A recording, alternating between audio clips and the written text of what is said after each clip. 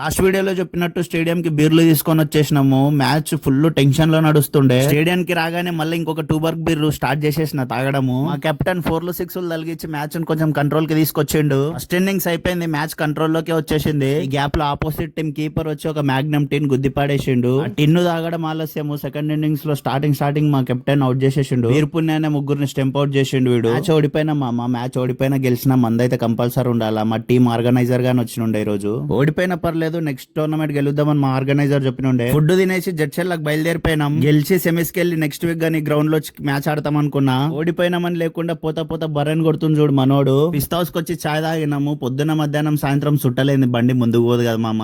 Second captain మందు తాగినప్పటి నుంచి ఎట్లా అనిపిస్తుంది మాకి. లేదంటే ఈ పాటి కార్లో ఇంకొక బాటిల్ ఎగురుతుండే మా సెకండ్ కెప్టెన్ తో. ఇది ఎండాకాలం వర్షాకాలం అర్థం కావట్లేదు, ఫుల్ వర్షం పడుతుంది. జడ్చెల్లకు రాగానే రెడీ అయిపోయి చర్చ్కి వచ్చేసిన. నైట్ ప్రేయర్ అయిపోయినాక ఏం చేసినామో రేపు వీడియోలో చెప్తా. బాయ్.